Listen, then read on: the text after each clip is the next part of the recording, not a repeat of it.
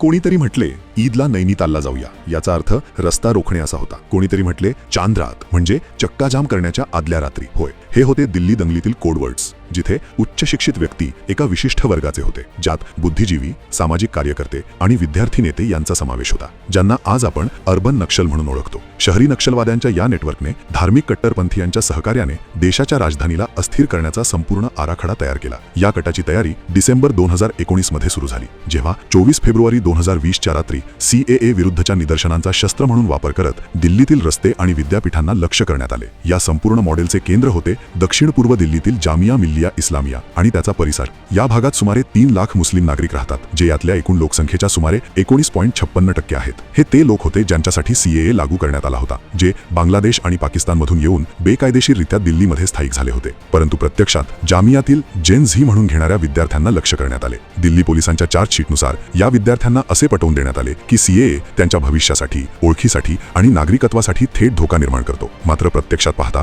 या कायद्याच्या मूळ तरतुदींमध्ये असे काहीही नमूद केलेले नव्हते. JCCच्या माध्यमातून कॅम्पस आणि आसपासच्या भागात बैठकांचे आयोजन करण्यात आले. CAAला NRCशी जोडत असा दावा करण्यात आला की जर कागदपत्रे उपलब्ध नसतील तर नागरिकत्व गमवावे लागेल. दरम्यान जामिया आणि JNUशी संबंधित काही कार्यकर्त्यांनी भावनिक भाषणांद्वारे विद्यार्थ्यांना मानसिकरित्या तयार केले. यामध्ये उमर खालिद, शर्जील इमाम यांसारखी नावे पुढे आली. तसेच शिफाऊर रहमान, मीरान हैदर, मोहम्मद सलीम खान आणि गुल्फिशा फातिमा यांचाही समावेश होता. यातील गुल्फिशा फातिमाची 8 जानेवारी 2026 रोजी सुटका झाली आहे. याबाबतच्या दिल्ली पोलिसांच्या 17,500 पानांच्या चार्जशीटमध्ये पिंजरा तोड, वॉरियर्स तसेच कट्टर हिंदुत्व एकता यांसारख्या व्हॉट्सअप ग्रुप्सच्या नेटवर्कची भूमिका नमूद करण्यात आली आहे. या गटांकडून देण्यात आलेल्या संविधान वाचवा, लोकशाही धोक्यात आहे अशा घोषणांद्वारे भावनिक वातावरण निर्माण केले गेले. उद्दिष्ट स्पष्ट होते: तरुण चेहऱ्यांना आंदोलनाच्या अग्रभागी उभे करणे. टेलिग्राम आणि व्हॉट्सअपवर कोडवर्ड्स वापरले गेले: defence, medical, supply, road block. कोठे गर्दी जमवायची आणि कोठे रस्ता अडवायचा हे याच ग्रुप्समध्ये ठरत होते. शहरी नक्षलवाद्यांची रणनीती स्पष्ट होती: स्वतः पुढाकार न घेता विद्यार्थी, महिला आणि नागरी समाजाला एकत्रित करणे. भरभक्कम निधी हा या गटाचा कणा होता.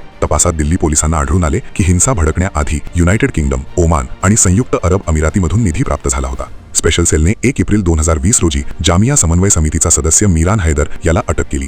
तेव्हा त्याच्याकडे सापडलेल्या रजिस्टरमध्ये PFI सारख्या संघटनांची नोंद होती. या पैशांचा वापर दंगलीच्या आधी दगड, पेट्रोल बॉम्ब, शस्त्रे गोळा करण्यासाठी, दंगलखोरांना पैसे देण्यासाठी आणि लॉजिस्टिक व्यवस्थापनासाठी करण्यात आला. जामिया आणि परिसरातील अनेक खात्यांमध्ये दंग्यांच्या अगोदर मोठ्या रकमा ट्रान्सफर झाल्या, ज्या थेट हिंसेच्या तयारीशी संबंधित असल्याचे तपासात समोर आले.